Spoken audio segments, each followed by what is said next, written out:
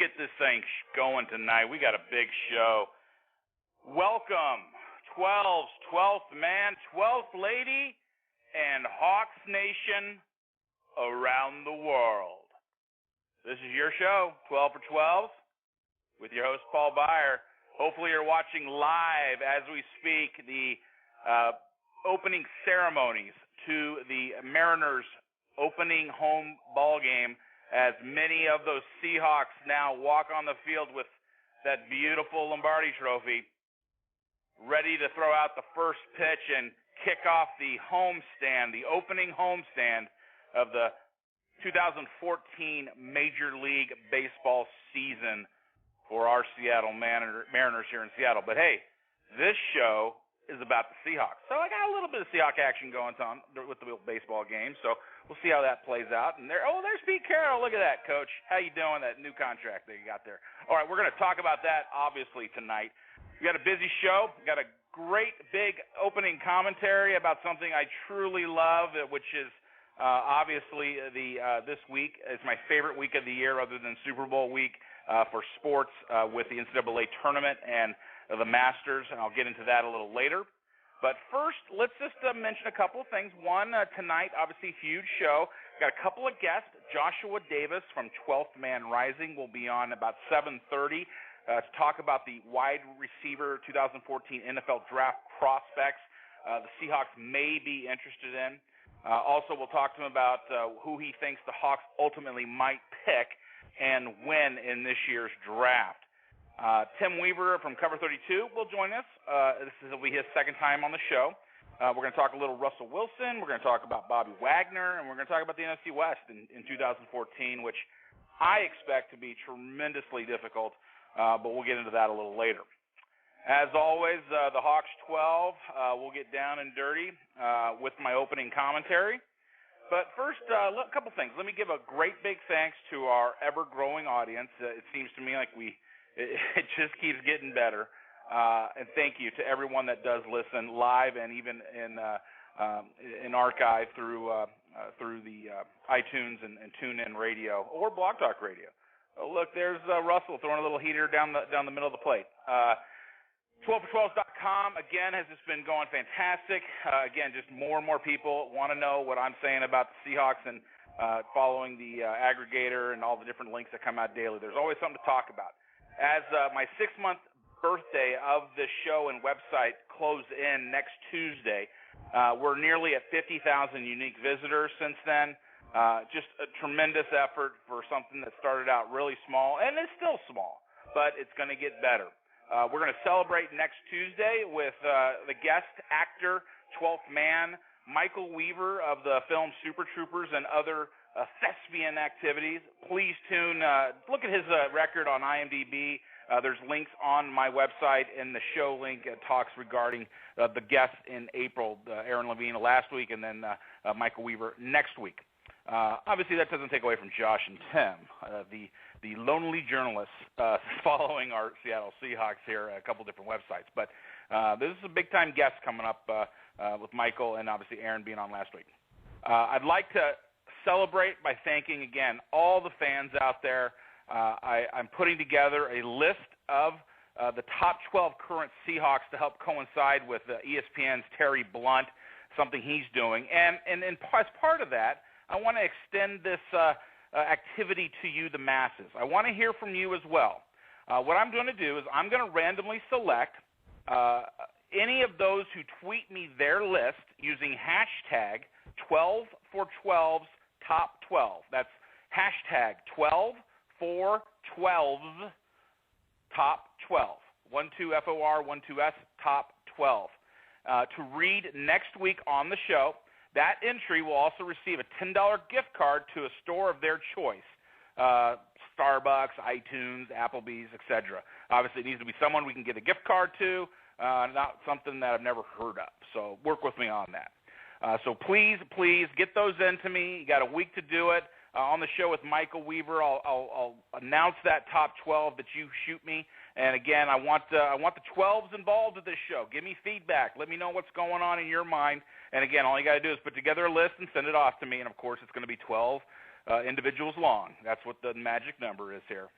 My next big goal for 12for12s.com, obviously with a 6-month anniversary coming up, is going to be reaching 120,000 unique visitors by opening day. That's September 4th. Really only a few months away when you really think about it. So that's going to be one of the goals, as well as on Twitter. I want to reach 12,012 followers, but that's going to need to obviously mean a lot of folks are helping me out. And to do that, we're going to have to really get busy here, coming and closing in on 2,000. I'm just at the 1,400, I think, now. So we need to get going on that. Goal 12,012 in honor of our Seahawks for opening day on 9/4. So help me out there if you can. Spread the word. The magic number is always 12. Well, let's get this big show kicked off with my opening commentary. And this week, it might not sound like football, but I'll tell you what, it actually does come around to that at the end. But it is about my favorite sports week of the year, which is this week. This is my favorite sports week of the year. I know we don't have a lot of football going on, except the draft in about 3 weeks, but we get to watch two of the biggest sporting events in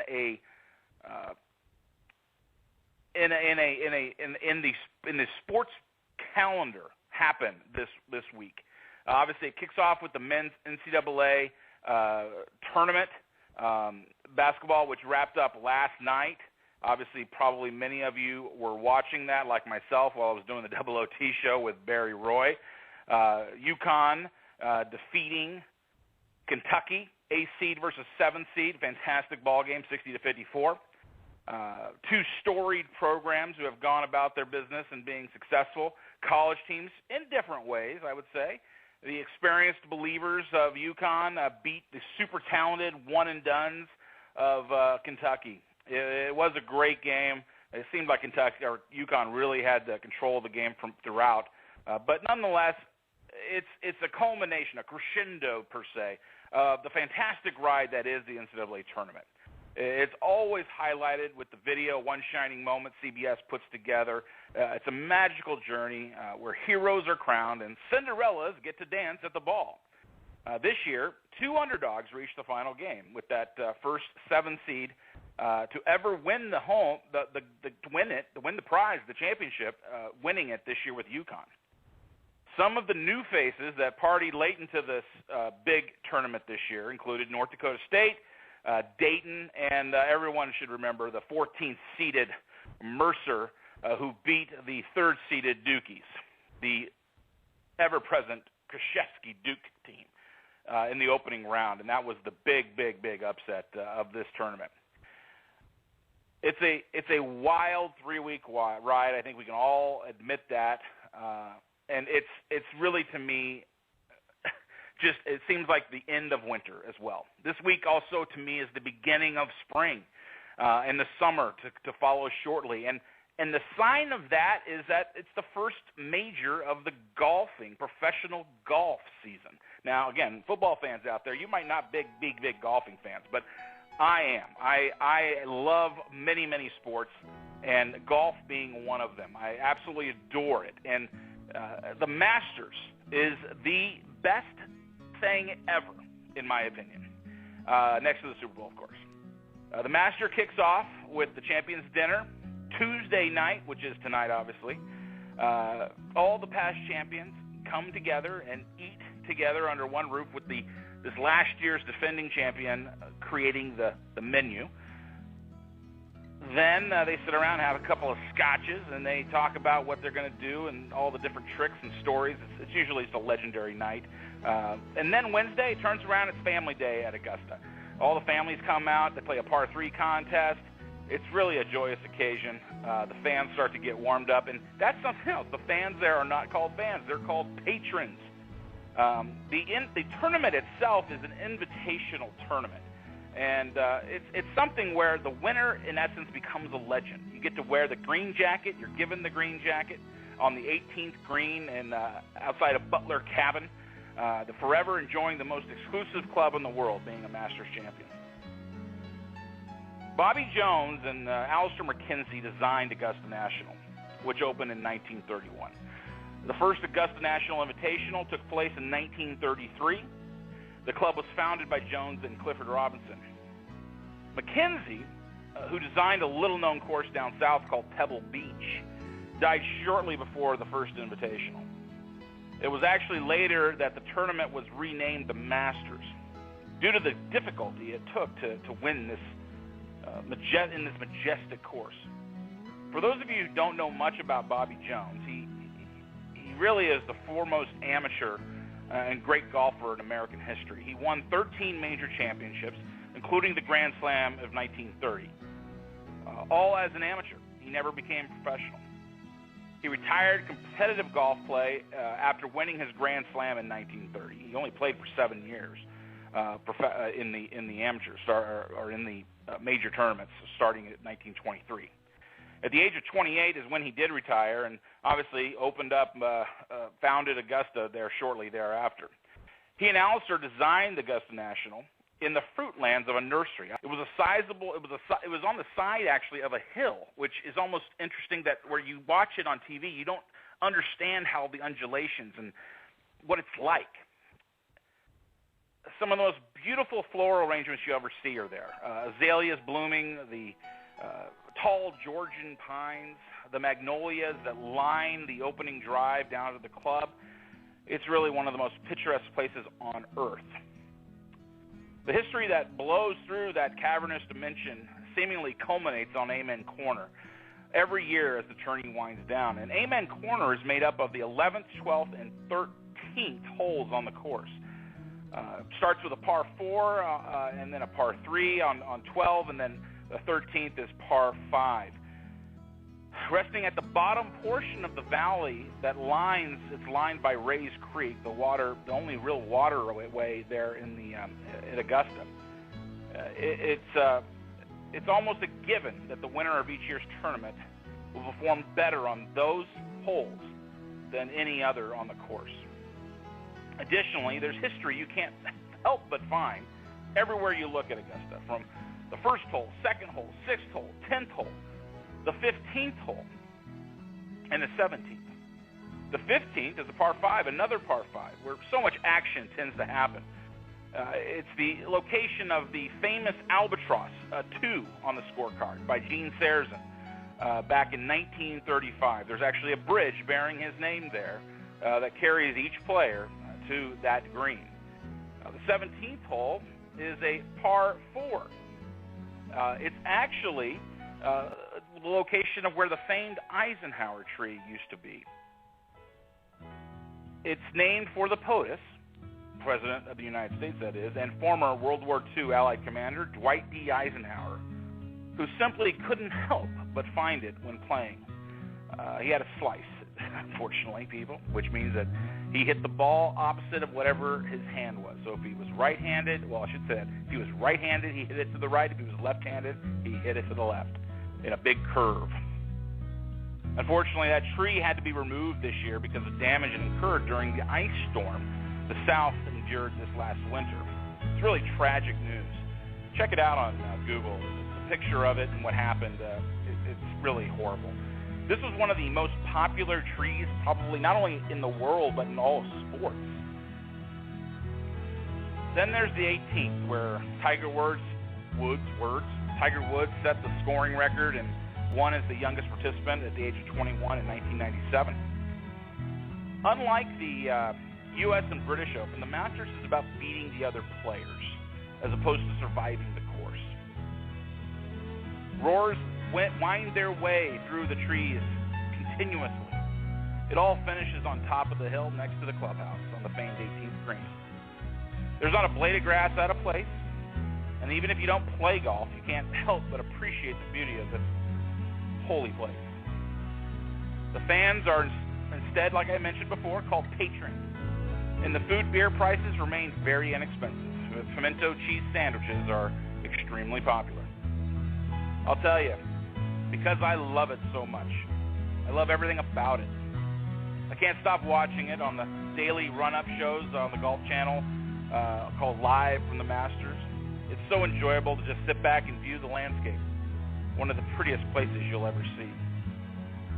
The tournament matches the beauty with the unreal play of the golfers, whether it's local hero Fred Couples, crowd favorite Phil Mickelson, or living legend Tiger Woods, who unfortunately won't be there this year. Defending champion Australian Adam Scott, who I think every girl on planet Earth wants to marry, even though he's already married. Someone always reaches new heights to win this tournament. I'll never watch a boring Masters. I don't think I ever have. This really is, again, the best sports week of the year. I bring all this up to the host as host of a Seahawks radio show because I think it's important to all the 12s to find versatility. Find something outside of football to enjoy. I think Seahawks Daily, I'm all over it. I need somehow to release, to get away from it every once in a while. And this is one of those weeks I get to do that. The NCAA tournament is just a fantastic ride for a few weeks. And the Masters is pure enjoyment for me. Think outside the box, 12s. Do something different this week. I use these to help you tell stories of how champions are created and how the fortitude to be a champion is garnered. We saw that here before the Mariners game, which unfortunately are down 3-0. This isn't good early. But we saw that with our Seahawks throwing out the first pitch. There was 5 of them, I believe, down there along with Pete Carroll. There will always be the Seahawks to come back to after this week. Go enjoy something else. Try to take away the positive, which can bring new meaning, hopefully, to your life.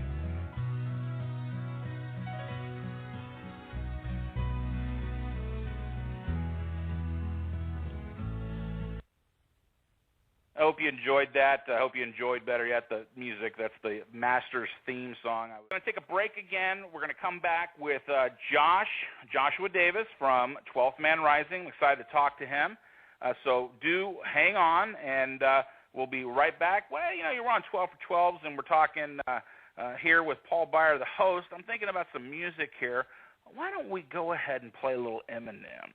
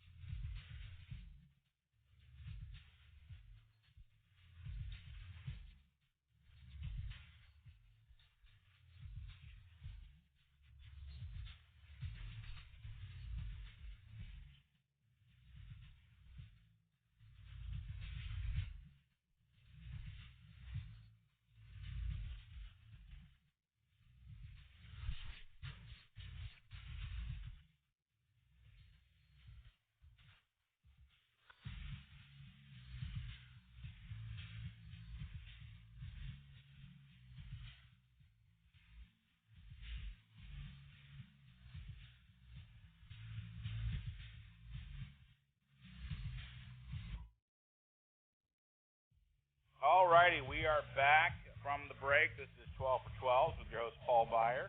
I'm joined by Joshua Davis of 12th Man Rising. I'm glad he was able to join me today. And for those out there that aren't able to watch the Mariner game, it's currently 3-0, top of the second, with those Angels hitting the ball pretty good off Mr. Paxton. So we'll give you updates as we go on through the night, and thanks again for joining us. Josh, thank you again for coming on. And first and foremost, since you haven't been a guest here previously, why don't you go ahead and tell the 12s here in my audience a little bit about yourself and how you ended up coming to be to write about the Seahawks.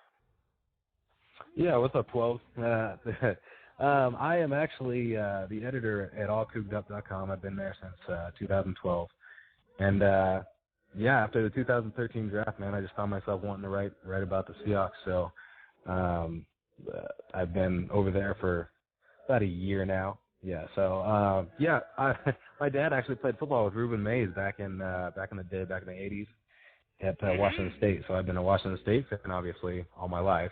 And then of course there's a segue into Reuben Mays and the Seahawks, and then Cortez Kennedy and Chris Warren and Kenny Blades, all those guys. So, yeah. So, I mean, I've been a Seahawks fan for as long as I can remember, and of course, we've had the great underdog role till now. So, yeah. Gotcha. Well, not anymore, unfortunately. We're not going to be able to claim that. I didn't have it on our. Hey, that can't be unfortunate, unfortunate, man. we only got 10 minutes. I know a little bit of time with you, but I wanted to ask you, just your initial reactions to the Seahawks as a fan and at 12, and obviously someone who writes about them to our winning the Super Bowl this year. Oh man, greatest feeling ever. My brother actually is a San Francisco fan, so I got to rub it in his face for a while, and so I mean it's been so long.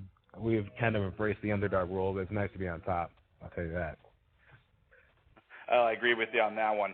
Hey, I really enjoyed your article this week. The 5 sleepers wide receiver Seahawks might consider in the draft, and obviously I'm doing a lot of draft prep myself, looking at it. I hate these mock drafts because it's just who knows, at the end of the day. And heck, I think most of us have been wrong when it comes to John Schneider. I call him the Schneid. Anything he's done since he's been here in that first round, I don't think any of us have gotten it right. Well, maybe you have. I'm just saying, but it's hard to guess what these guys are going to end up doing. But we all agree that we're probably going to need a receiver, and this is a deep class. Ultimately, here, do you think that the wide receiver position is the most important thing we need to fill, or is there another position that you think is more important? I think the going idea here is that offensive line is probably the most important, but receiver is not far behind. I think everybody would be comfortable with a big, like a Kelvin Benjamin type receiver if he's available, him going. Mm-hmm. But I don't know where the Seahawks stand. I mean, they're one of the sneakiest teams.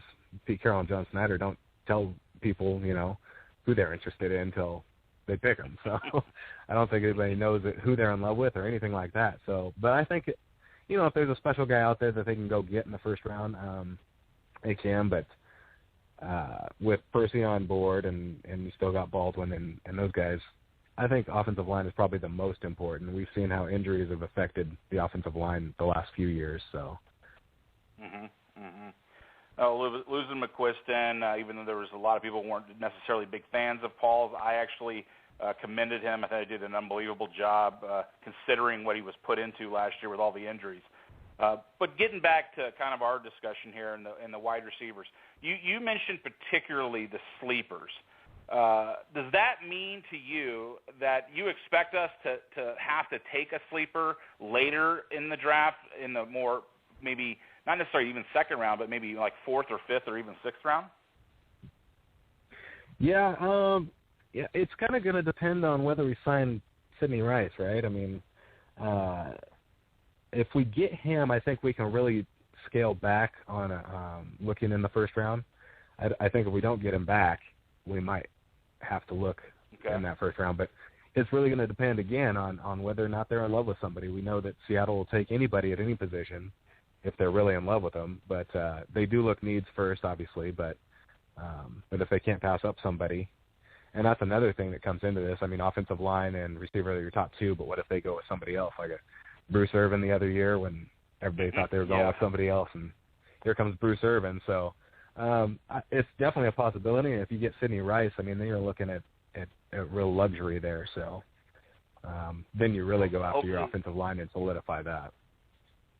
Hopefully his surgically repaired knees are just that. I mean, it seems like the guy has an injury almost every year, and he's had both his knees now worked on. Looking at your article, and I want you to talk a little bit about your sleeper article. I looked obviously through it, and I agreed with a lot of these guys. Cody Latimer out of Indiana in particular. But one thing I saw the trend of is each of them was like 6'3" or bigger, and they all were pretty big gentlemen from a weight standpoint. Saginaw's Valley State Cardinals, Jeff Janis at 219. But the one guy that I really kind of perked up my eyebrow on was Dry Archer, the 5'8", 173-pound guy out of Kent State, who was the guy who ran the fastest 40 at the combine. Why don't you talk a little bit about Dry and talk about also the other guys on your list? Yeah, Dry personifies exactly what Pete Carroll's all about, and that's speed, obviously. And the best way to get the most out of Percy Harvin, in my opinion, is to have two of them on the field. One that can go in for him, when he needs to rest, and I think that, that actually puts him in a great position to stay healthy if you can have another fast guy, and that's why I love Brandon Cooks too if he's available. But yeah, somebody who can really stretch the defense sideline to sideline more than stretch down the field. And if you could have two of those guys on the field at the same time, then you're really going to give the defense fit. So Dry Archer, obviously 4.26, 40. I mean, he personifies everything about that. And he did everything at Kent State that, Harvin did at Florida. So I don't know. I was really excited about him. The more I read about him, the more I found out, watching tape and stuff, I got really excited about possibly having him and Harvin in the same offense. Then there's, like you said, the other guys are all big guys because I think the Seahawks will ultimately really be okay if they could get somebody that could go up and get some balls for Russell, and he doesn't have to scramble all the time and create time. So I had Jeff Janis, like you said, from Saginaw Valley. Cody Latimer from Indiana, and the Seahawks had him in for a visit recently. LaDamian Washington was an interesting guy from Missouri. I think after Missouri's quarterback got hurt, they kind of went off the radar for a while. But he's another guy that put up some good numbers. I think about 900 yards last year in an offense really with no quarterback. He's got good athleticism, 6'4", 195, a little slender, but. And then the guy that I really, really like is Cody Hoffman out of BYU. Just always there. He was always very workmanlike, and nobody really saw them play, even though they played all around the country. I'd really like to see him. He's 6'4", 218, and I'd be happy with that pick for sure. That is a solid body build, and I don't want to say it mirrors Sidney Rice, but I do agree with you. One of the things that was unique about Golden Tate was he was a small guy, but he had the ability to go get the high ball, and I actually put that on his baseball experience. I used to be a big baseball coach. I played college baseball, and I think his ability to read balls in the air and then make that move ahead of the defensive back really paid huge dividends. As a small guy that, other than maybe Steve, oh boy, leaving me, Carolina, you know what I'm talking about. Yeah. But same kind of thing, small guy that can go up and get the ball. It'd be nice to have Russell have a big guy, and if it's not Sidney, it's obviously got to be someone else. Well, ultimately speaking, it goes into my next topic here, and that is what likely wide receiver we'll end up getting this year. Kind of play general GM here. First of all, where do you think we're going to get a wide receiver ultimately? And if you had to pick, who do you think we're going to get? Wow. That's a tough question. This wide receiver group is so deep. Ultimately, I think if Rice gets signed, we move back into you're looking in the third or fourth round. I don't think they go too much further than that because I think there's some guys that can really change the dynamics of the ball club, and also with Percy and Sidney being injured so much, you got to have a guy that can go in and play. But if they don't get Sidney, they could really go in the first round. It's kind of going to depend on that. If they go in the first round, is really on who's available. I mean, Kelvin Benjamin's stock is high. Marquise Lee obviously is high stock, and Brandon Cooks is jumping up the board. So I'd really love to see Cooks be available because he's kind of the do-it-all guy. He's not real tall, but he can go get a ball for you and could be a legitimate number one, kind of a smaller number one, but a legitimate number one for you. If we move back, go ahead. Yeah, if we move back, any of the five guys I just mentioned, but I'd really like to see either Hoffman or Archer in the third or fourth round. Just because I think Hoffman is the Pete Carroll type of guy. He'll just come to work. He'll really earn whatever spot he's given, and then he'll surprise a lot of people, I think, wherever he goes. And then Archer, I just like to see for a fun factor. But I agree with you. Again, we haven't really heard anything. I mean, Latimer, I didn't know anything about Latimer till until I heard last week that he was coming on a visit. I was like, who's this guy? So yeah. So it's tough to play general GM with Seattle. So we There's always some fun get it options wrong, out there for sure. Well, yeah. Cook's out of Oregon State. For any of those out there that don't know where Brandon Cooks is from, he's a smaller guy, but like he said, who knows what they're going to do? But I think speed ultimately rules the day with our personnel guys. All right, last question of this evening. I know you got to get running here, but I wanted to get your grade on our current group of wide receivers. I want to include Baldwin in that discussion, even though he hasn't signed his tender offer quite yet. But include Harvin, Curse, and Lockett, etc. How do you see our guys? I mean, I'm a big analytics guy, and Baldwin was rated as one of the top or most, efficient and vital guys to a team. He just it seemed like he always got the ball when it was thrown to him, and he got huge pickups, third downs, that kind of stuff, conversions, and it just was an important receiver for us, even though his numbers didn't speak that. How would you grade our current wide receivers, and take it from there? I'd as a group, what we have right now, I think I'd say probably C+, B-, but it could easily go much higher if you can get that number one, just to spread the offense. Right now, without Golden Tate, you're really lacking a downfield presence. Like not just a guy who can go downfield, like Baldwin can go downfield and Harvin can go downfield, but you don't have the presence that's actually going to allow the defense to back off right now. So I think Tate gave you that, even though he was smaller. So right now, probably C+, B-, and could easily go a lot higher. But Lockett's been coming on too, so maybe B-. And he's a burner. He really is, and that's all Pete Carroll's about. So it seems like, and he was incredibly vital to our special teams down the stretch last season with his punt, covering punts. I mean, how many big hits did he have in the last few games of the season? And I mean, geez, you need a guy like that. It seemed like between him and Jeremy Lane, one of the two was laying the thunder on somebody. And obviously special teams. It's nice to have guys like that on special teams. Well, Josh, thank you so much for joining me, and I want to do this again sometime where we maybe have a 30-minute segment. I usually do a 30-minute interview segment, but I had a couple other things going on tonight. So, but thank you nonetheless. Go watch some M's if you can. But first, before we go, why don't you give everybody all your contact information, where they can follow you? Obviously, you write for 12th Man Rising, the Coug stuff. Just share that with everybody, and again, thank you for being on. Yeah, absolutely. My pleasure. 12th Man Rising, obviously. And then you can go to allcouged.com if you're a Cougar fan. You can even head over there if you're a Husky fan. I talk about the Huskies from time to time. So allcouged.com, and then just Twitter handle, allcouged. It's pretty simple. ALLCOUGDUP.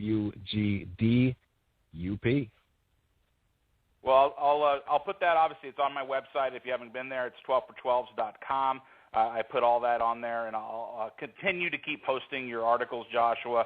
Thank you so much for being on. I really appreciate it. All right. Thanks, buddy. Bye. You bet. Go Hawks. All righty, kids.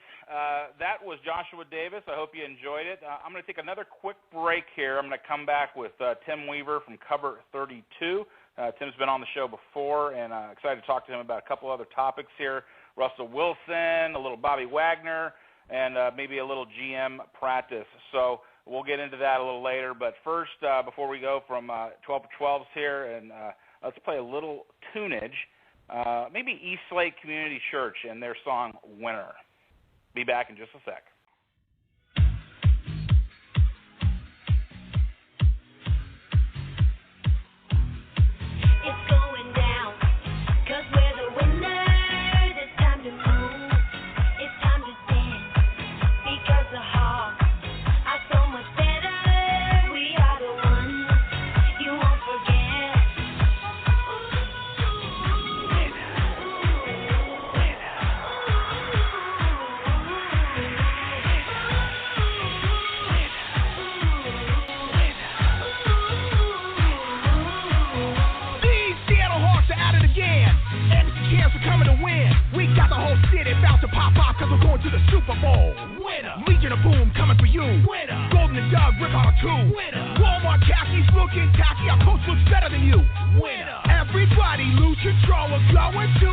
Super Bowl. Cameron Chancellor always feared Michael Bennett, Dirty D. Your season's over, 40 whiners. Watch our game in your recliners. Colin K, please go away. Don't forget your beat my brain. Cause we're the winners. I'm sure you'll cry. I'm sure you'll whine. We're talking tons of trash on Twitter. Hashtag you lost. Hashtag is mine.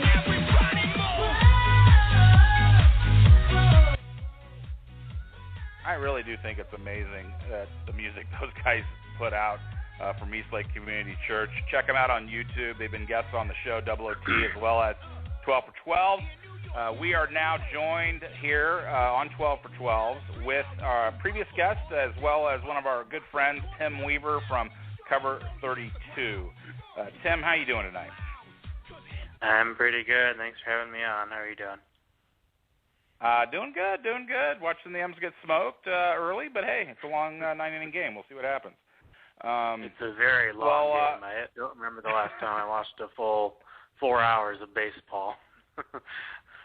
Well, you might have been at Wrigley, probably. You're a Chicago guy. I'm a White Sox guy. Don't mention that place to me. Oh! I got another friend from Chicago who's a White Sox guy. I made that mistake one time. Yeah. Well, Chicago sports is always a good thing, I think. Great city, one of my favorites. Let's go ahead and dive into this. And the first thing we were going to talk about tonight was Russell Wilson's path to greatness. It was mentioned. There was an article on ESPN about this, and they did a little chat regarding it. I think it's easy for the national media to start trying to throw with a guy who has had the success he's had already in his second year into this conversation, trying to compare him to Brady and so forth. And I guess what I wanted to ask you first is, do you think that Russell's farther ahead in his development than the other QBs in his class, the 2012 class? And I guess let's include Cam Newton and Caperdouche. I call him Caperdouche, but Kaepernick in that conversation. Of course, we're a little bit biased on the subject, but I think that he is. He's going to really get a run from his money from Nick Foles more so than the other guys on that list. But I'd like to talk about the efficiency more so than anything else. Now, RG3, I'm just going to throw him to the side because I think he's vastly overrated. I think that's a lot of hype. I think he got hot at one point during the season before last, so I'm not going to even include him in this conversation. But let's talk about efficiency first. That's the most important thing for a quarterback in my mind. The first thing you think of there is the completion percentage, and Russell Wilson last year was about 64%. It's a pretty solid number. That's exactly where Nick Foles was as well. Compare that to Cam Newton, he was at about 62%, and Colin Kaepernick and Andrew Luck were down at about 60%. So if we're going by that measure, Russell Wilson and Nick Foles are just a little inch above them, but 2-4% over the course of a full year, that can be a lot of completions. In a close game like we saw the NFC Championship end up in, that can be a big deal. Interceptions is, of course, something you always want to avoid. If we go by that metric, Wilson has thrown 19 of them in his first two seasons. Kaepernick has only thrown 11, so he's definitely got him there. Cam Newton has thrown 25, so he's kind of out there. Andrew Luck has thrown 27, but of course he's thrown more passes than all these guys combined, so that you got to throw an asterisk in there. But the guy who wins that battle is Nick Foles again. He's thrown 7 picks to go with 33 touchdowns so far. Now, of course, we have to give him a little bit of an asterisk as well because he's played only 20 games so far. So I'd like to see a bigger sample from him. I go ahead and say he's the most efficient out of this crop of young quarterbacks right now. But 7 picks with 33 touchdowns is pretty damn impressive no matter how you cut it up that way. So if it's not Wilson, it's definitely Nick Foles. But where Wilson has him beat is in the overall team success thing. There's a lot that goes into that. It's a big organization. There's 53 guys on the roster. There's the GM. There's the coach. There's all that stuff. But Russell Wilson has them all beat right there. You can make an argument for Kaepernick on some level. If that pass the end of the NFC Championship game is just a little bit higher, or if Sherman tips it the other way and it lands in Crabtree's hands, we'd be having a completely different conversation. Because I think the Niners probably would have rolled on the Broncos as well. Cam Newton, he made a big leap forward last season as far as the overall team success that goes, but they robbed him of his 3 best receivers over this offseason. I'd be completely livid if I was Cam Newton right now. That's going to really set them back in a division next year. And then Andrew Luck, he's probably the hardest one to get a read on as far as his future goes. You remember that Chiefs game in the playoffs? That was such a weird and spectacular thing. That was probably the most fun that I had watching football this last year. There's a couple other games like the Snow Bowl with the Eagles and the Lions, and, of course, the Seahawks winning the whole thing. But that game was just so insane. He threw 3 picks. He was completely out of it, on his back, and then he just, out of nowhere, leads them back to victory there. Nobody saw that coming. He brings out all those old quarterback cliches, like all he does is win. It's true for this guy. And they beat Denver last year, and they'll have Reggie Wayne back, so they're legit contenders, and that's going to be really interesting. But again, I've got to keep coming back to Nick Foles. He scares me more so than all those other guys in this group. As you know, I grew up a Bears fan. He reminds me a lot of Mr. Brett frickin' Favre. He's got that arm. He has the stones to throw downfield, but then he doesn't have that kind of stupid gunslinger thing that Brett Favre had going on and Jay Cutler has right now. He's willing to take sacks. He's willing to throw the ball away if there's nothing there. And unlike certain quarterbacks who play for the Redskins who remain nameless, he doesn't throw these throws into double coverage and force it. And that makes him so much more dangerous in my mind. So he's really going to be something to watch over the next few years. But right now, he made me pick. It's got to be Russell Wilson out of that group. Yeah, I've looked. There was a nice piece on SB Nation, not to talk about your competitor, but they talked about the differences in this 2010, 11, 12 class, and the biggest of all of them, the biggest category statistic that stands out to me is that Russell Wilson has never lost by more than 8 points or more. And it's just to think that he's always been in a game where he's at least a touchdown down, and he could make a comeback. It's extremely impressive. Andrew Luck, I think, has ESPN had it that he had 11 comeback victories. I think Russell was 8, even though I know that looking at the analytics, he was actually Russell has come back from being down with a 90% chance of losing twice, and Andrew Luck's only done it once. So, however they do the big math there. But ultimately speaking, I agree with you. I think Russell Wilson is just a little bit ahead of everybody. I mean, 52 touchdowns, only 19 picks. That's just unbelievable. I don't have Foles' numbers in front of me, but do you know how many picks has he had? Again, you mentioned it, I think. How many picks has he had this last year? It was 7 picks in 33 touchdowns, but again, that's only 20 games that he's played. So I'd say if he's still on that pace at this time next year, I may have to say he may blow everybody else away and be kind of on Aaron Rodgers sort of pace. But I'd just like to see him do it one more year before I'm willing to go there. But he's definitely on the right track. Yeah. Okay, well, moving along, I think you wrote a nice piece talking about the Bobby Wagner and really can the Hawks afford to keep him.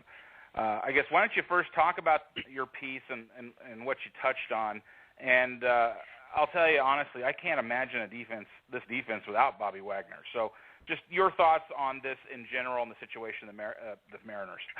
That's what's on TV. That's what I'm watching. The Seahawks are in. I pretty much just asked myself the question. I looked at the key guys on this defense, who makes this team win, and can we afford to keep them? And bad news is, when it comes to Bobby Wagner, the answer is no. The good news is, though, they still have him under contract for another 2 years. So don't freak out, 12th man. We still got him until the end of 2015, so it's not like this is happening tomorrow. But it's not going to be easy keeping this guy on here. Bobby is on his rookie contract right now, just like Russell Wilson, Richard Sherman, Earl Thomas.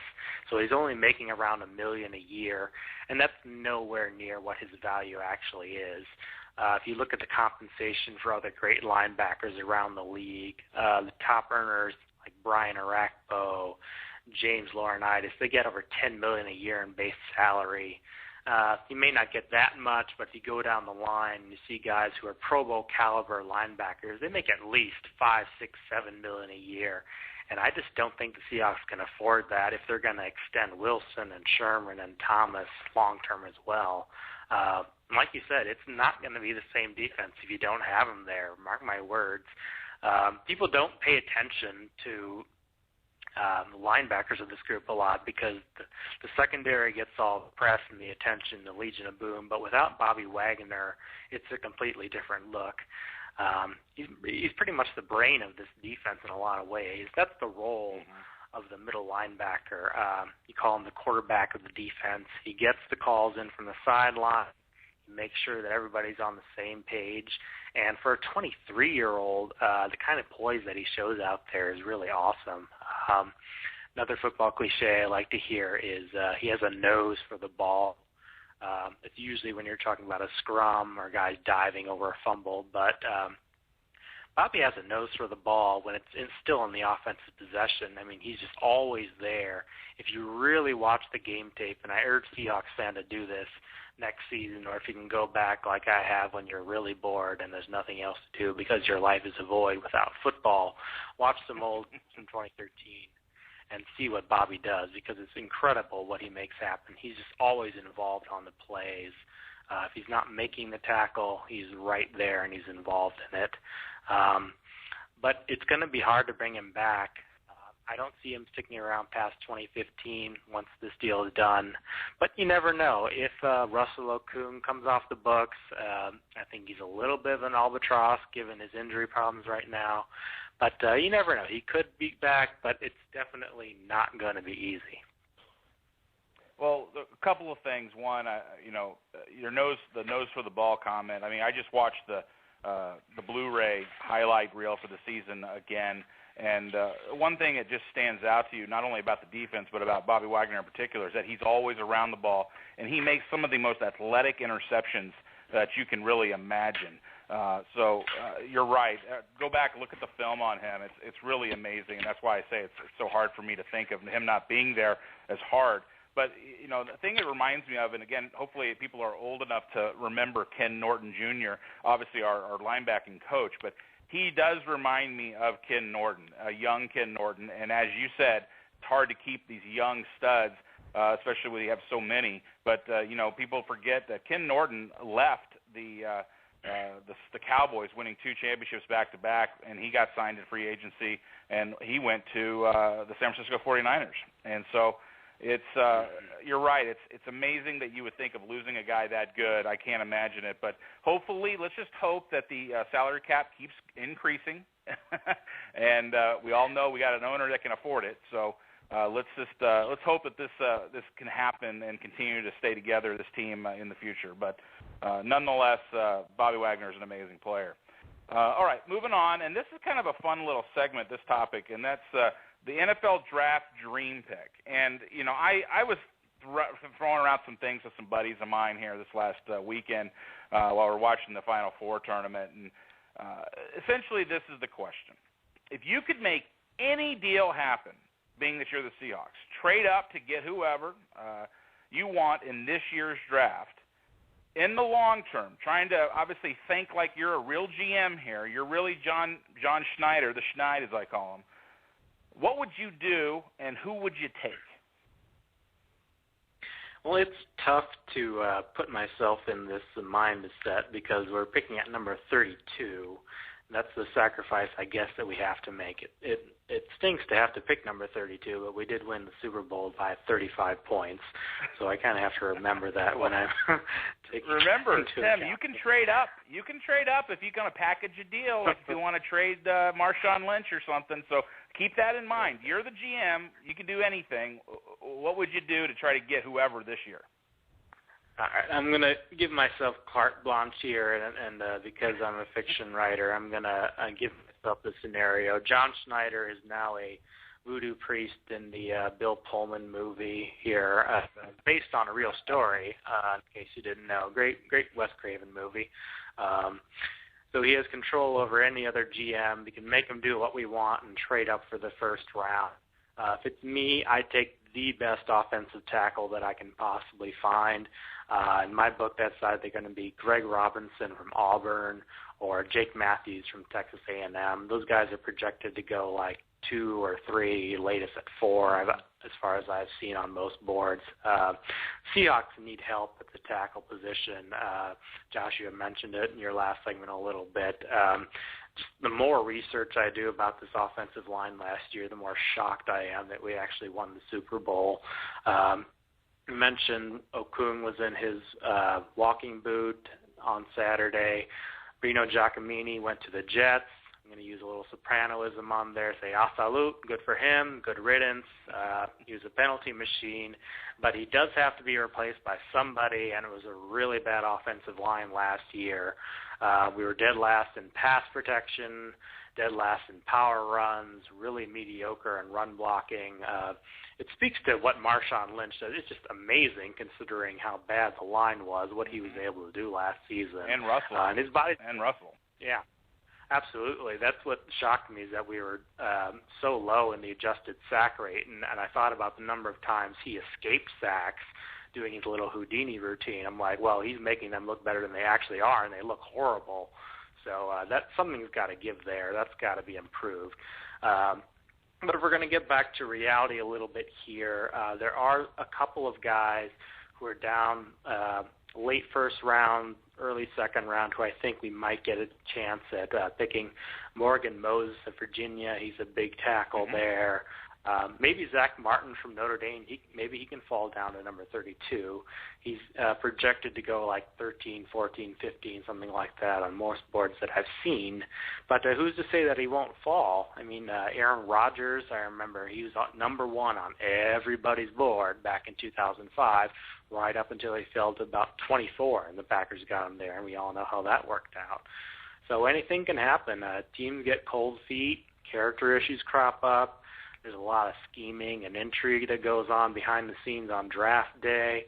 Kind of like Game of Thrones. I mean, you think you know what's going to happen, but you're never quite sure because you've just been shocked so many times before. The Red Wedding. I didn't see that coming. Well, I read the books, though, so I eagerly anticipated it and watching everyone else freak out over it.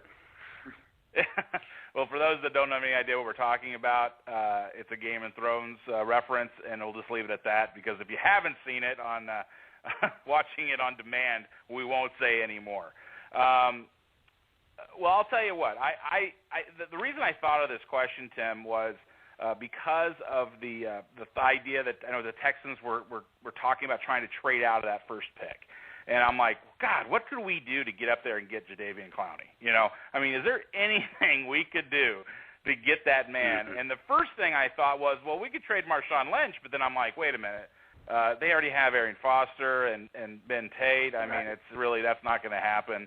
But like you said, if I had the voodoo priest ability and I could change their minds, I actually think a deal of trading, somehow packaging Marshawn Lynch and Doug Baldwin, for some crazy way and reason, and getting that first-round pick. I would take Jadeveon Clowney. I think the guy's a freak. I think him in this type of schematic scheme with a Dan Quinn and a Pete Carroll, I get goosebumps thinking about it. Imagine Bennett and Averill and Jadeveon Clowney in there at the same time. I can just see Sam just running to the sideline after this snap, say, I want no part of this whatsoever. Just get me out of here right now. That's why I thought of this topic. I know it's fantasy land, but I do agree with you in the real world. I really like Morgan Moses. That's one of the guys I'm big on as well. And I think he's like in the 40 area projected to go. So is there that question of us maybe trading down to maybe pick up a third-round pick and then maybe get him in that spot, that 40 area? That might be a good idea. But I agree with you. I think the first pick, we've got to take a tackle. But, again, we're not the Schneid. He's probably going to take a quarterback. So, who knows what they're going to do? Yeah, I have no idea. He's a $6 trillion genius. a trick. What is it? We call him a trick long snapper. I don't know if you saw the video on that guy. What is his name? Jurgen Hughes or something. The guy they just signed. That one last week. Yeah, I saw the video. I watched it off your thing. That was hilarious. Mm-hmm. Well, not to talk about Jurgen all night, but let's get to our next topic here, and that is projecting out. I think we both can agree the NFC West is going to be very, very good next year. With the Cardinals coming on, obviously the Niners are going to be right there. We're going to be right there. And the Rams have 2 first-round picks this year. I think it's, the 2nd and the 14th pick or something like that? 13, I think. Yeah, something like that. There you go. I think we all know that that's a team that's got all the right people in place to make the decisions, too. So, moving here into what's going to happen in this next season with the NFC West, the first question I have is, what record do you think is going to actually win the NFC West? Not divisional record, but overall record you think will win the NFC West? I think it's a really tough call. I'm going to put it somewhere between 11-5 and 12-4. There's a couple reasons for that. First of all, the Niners, and God, I hate the Niners. We all hate the Niners. We know this. But they have 6 draft picks out of the top 100 in this year's draft. That's a big deal. Because by all accounts, this is a really, really talented draft. It's deep at so many different positions. And they know what they're doing as far as personnel goes. Aside from their head coach, they're clueless there, but they know what they're doing as far as everybody else is concerned. I made a joke the other day that it's going to be all right because 5 of those picks are going to be wasted inside Colin Kaepernick's nose. But that really does give me pause because they're a great team, and they're only going to get better with that many picks. 6 out of the top 100, that's just really, really dangerous. So we know that they're already tough, and they're only going to get better. Arizona, we talk about the Rams draft picks and the Niners improving steadily, but Arizona could be even tougher this year than last year. They got Jared Valdir. They really needed help on their offensive line. They also have trouble there, kind of like our situation. Larry Fitzgerald was hobbled off last year by a hip issue, and he never really got back to 100% until the last couple weeks of 2013, and he's their biggest weapon on offense, so that's going to help as well. And then you got the development of Andre Ellington. He won't have to split time with Mendenhall anymore. I don't know why they were splitting time to begin with. That was idiotic in my mind. He is so much more talented. Last year, he averages more yards per carry than any other running back with at least 100 touches. He's a really special player. He's probably going to have a breakout year. So you can put them down for at least 9-7 or 10-6, just like last year. They were very nearly 11-5, so that's a wild card there. You mentioned the Rams. They have 2 high draft picks, and we got lucky. That Monday night game on the road against them, Zach Stacy just thrashed us all night. He rammed it down our throat. If he was on the field that last drive, I don't think that we win that game, honestly. And like you said, they could get Clowney. But then another thing that I thought of, what if they get Sammy Watkins? When we faced them last year, it was Kellen Clemens throwing to Stedman Bailey. This year, it could be Sam Bradford throwing a guy like Sammy Watkins, and that's night and day as far as having to defend the passing game. So the Rams are at least a 500 team, probably 9-7 too. So it's just an insanely difficult division right here. And something that I wanted to get to a little bit early is the NFC South. That's going to be so much tougher this year as far as Cam Newton is concerned. Losing those 3 receivers, they could not even make the playoffs next year as tough as that place is going to be. The Falcons are going to be better. They're bit by the injury bug a little bit. I think they're definitely better than they were last year. The Bucs have Lovie Smith. They've got this resurgent defense now. I think they're probably going to be at least a 500 team. So it's going to be extremely difficult to make the playoffs in this conference this year. Bottom line, it's going to be harder to repeat this year, or more so than last year. The Seahawks are not going to take anybody by surprise. We have a tougher schedule. We lost some veteran pieces on the defensive line. I think Chris Clemens played more snaps than anybody else on the whole team last year. We also lost Red Bryant, Clinton McDonald.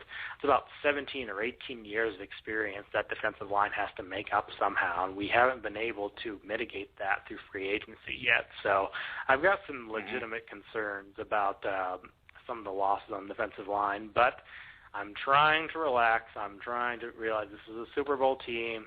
Pete Carroll and John Schneider know what they're doing, so I'm trying to sit back and chill and say they know what they're doing. But, I think 11-5, 12-4, somewhere in that area wins this division. Well, speaking of the guys you mentioned, Clinton McDonald was the one that it really hurt to me. I knew that they could probably only keep one of the two potential outside replacements for Red. They had to get rid of Red's contract, unfortunately. But I do love the truck driver. I wish him the best. Just everything about him. Just him sitting on the sidelines with Mebane and Big Red was one of the funniest things I've ever seen.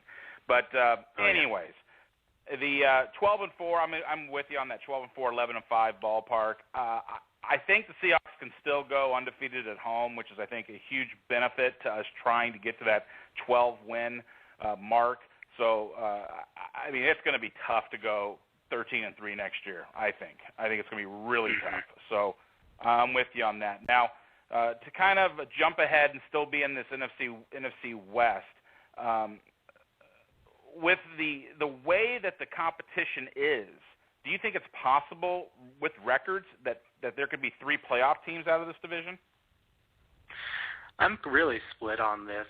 One of our writers last week wrote that 3 of those NFC West teams are going to make it. But the more I think about it, the less likely I think it is.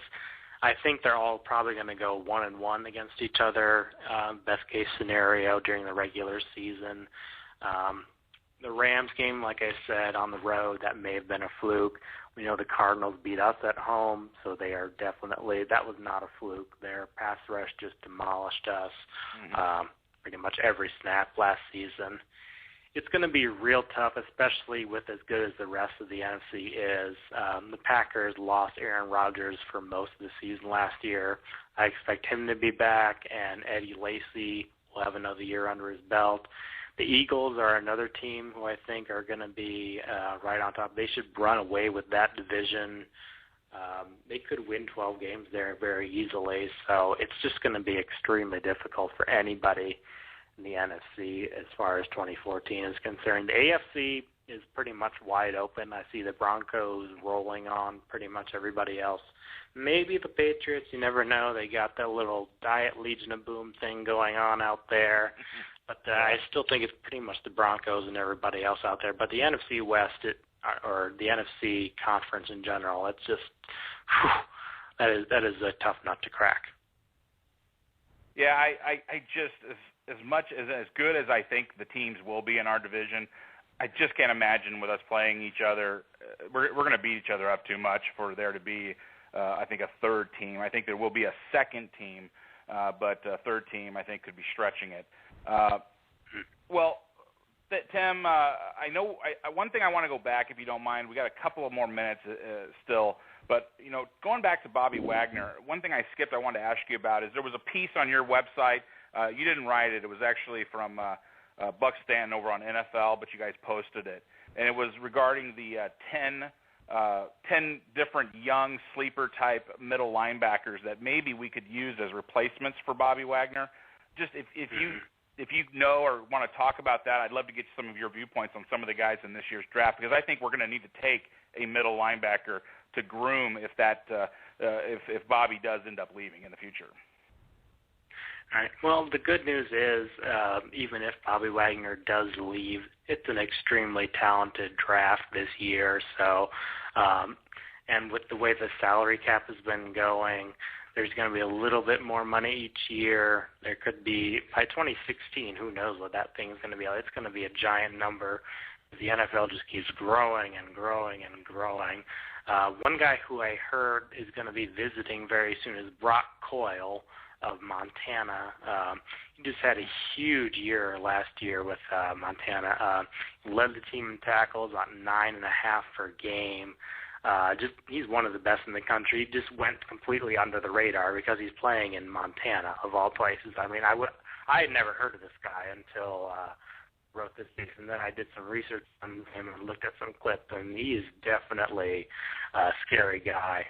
So they're bringing him in, I think in the next couple of weeks, maybe at the MAC. The thing is, it's so hard to know with the Schneid to see exactly what he has planned, because a lot of these guys, they have smoke screens. They bring in one guy in order to play him against somebody else. They have these agents that they're trying to pit against each other with salary caps and everything. So it's definitely going to be interesting to see who they have in mind as opposed to who they brought in when next month. I believe it's exactly a month from today the NFL draft starts. So yeah, excited May 8th, about that. So. It's a big party. We'll have a big conference call and talk about it. Yeah, Brock Coyle, I saw him and I read, it kind of, I was thinking of the guy at Dallas. What's the guy's name? Sean Lee. It's kind of an active, just in your face, go get him, just lays it all out there. But it seems like he's always in every play. And, you're thinking of the guy over at names. I don't know. I'm having problems with names today, thinking about NFL players, but Carolina's middle linebacker, and also the rookie over Buffalo. Both those guys just great noses for the ball, and they're in every play and get 1 million tackles. So, well, hey, Tim, thanks again for coming on, and I appreciate it very much. And before you go, first thing I want you to plug your book again. I think we got, what did we get, one sale out of it last time? We got one. So, yes, we got one sale. Maybe we'll get another one this time. Let's plug that thing. Yeah.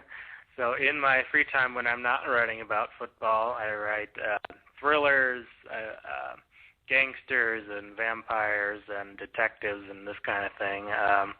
My grand opus is called Don't Go Around Tonight. It's a detective battling a vampire on the streets of Chicago. Very interesting book, very non-Twilight vampire kind of fiction, gritty urban kind of thing. It's pretty fun. You should check it out. It is available on Amazon. If you have a Kindle, if you have an iPhone, you can get it up on there as well.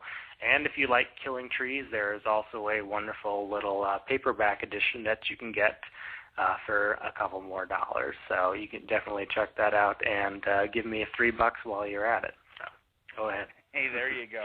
I actually have the link on my website where your name is to all that stuff. So hopefully we can help get you some more book sales. And your site is one of my daily nutritional diet elements I visit every day. So thank you for all the stuff you put out, Tim, and your crew over at Cover 32. So anything else? I know we can find you on Twitter at a couple of places, but why don't you give everybody all your contact stuff, and then we'll take it from there.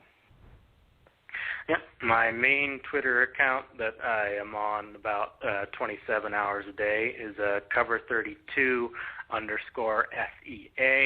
talking about Seahawks and Game of Thrones and anything else that comes into my head.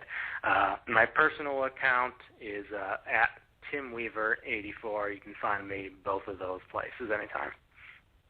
Awesome. Well, again, I got all your links on my site, too, so if everyone wants to find Tim and you didn't remember that, write that down. Please visit 12for12s.com, and you can find Tim very easily as one of our guys that we have here, and also visited us with Double OT with the Tim and Barry show. So, well, hey, Tim, thanks again so much for being on tonight, and we'll talk to you soon. And by the way, the Mariners have taken a lead. How in the world did that happen? 4-3. There you go. Baseball is a crazy game. Long game, like you said. Well, Tim, take care, buddy. Have a great night, and we'll be in touch, all right? Go Hawks. All right. Thank you. You too. Okay, I'm going to wrap up the show here. First of all, thanks to my guest, Joshua Davis. He's at 12th Man Rising. That's at 12th Man _rising on Twitter, and his personal Twitter is at allcooged_up. That's ALLCOUGD as in dolphin up. So check that out.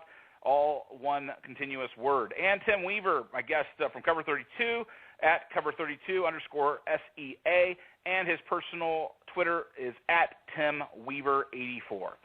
Great guest tonight. Thanks, fellas, for coming on. Be sure to follow both these guys and their respective websites. They do great work daily, and I keep posting, obviously, on our links page. Also, thanks to Phoebes, Rachel, Tina, for all the retweets and promotion help. I can't thank you enough. The Double OT crew, Tim and Barry, which will obviously be on tomorrow night. So join us then at 7 p.m. Pacific time on Double Overtime under the Blog Talk Radio website banner. Thanks to Joseph and his support of the show. I wanted to say you tonight, fella, you're awesome. You keep giving me a lot of feedback. I do mention that, and I want to let you know I appreciate all of it. Shout out to the fellas in Texas and the Subway lunch crew that gets together and listens to the Hawks 12 here with 12for12s.com and 12for12s, the radio show. Finally, remember to listen live to the show next Tuesday when we celebrate our 6-month birthday. Welcome actor and 12th man celebrity Michael Weaver. I can't wait for this interview, and I hope you feel the same. Please retweet and follow all our guests. It's important, and you can find all the links to that on the website, 12for12s.com. Note that all the interviews are going up on the 12for12's YouTube page. Please check it out, 12for12's YouTube page. Please subscribe. Please subscribe to iTunes. Please subscribe to TuneIn Radio, Double Overtime. You can find that in a search of Double Overtime and 12for12s. I will welcome all feedback. I always do. And, again, that $10 gift certificate's up to grab. That gift card's up for grab next week. Tune in to Double OT tomorrow with Barry and Tim and I. We'll talk about the Mariners homestand, also a little Seahawks news, Masters preview from yours truly. Good night. Thanks for listening in to 12for12s. This is your host, Paul Byers, signing off. Go Hawks. Go M's. Let's sign this off a little Iron Maiden. Good night, folks. See you next week.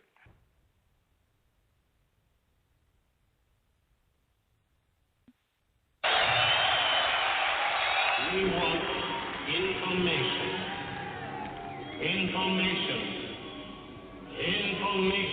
Who are you?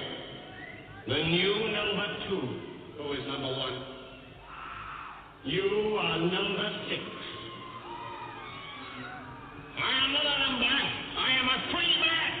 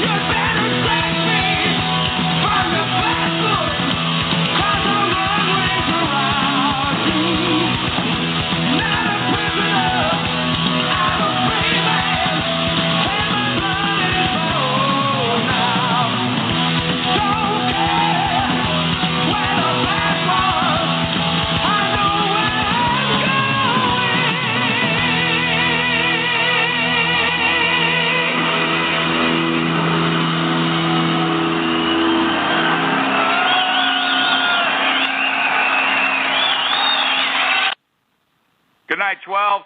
Go Hawks.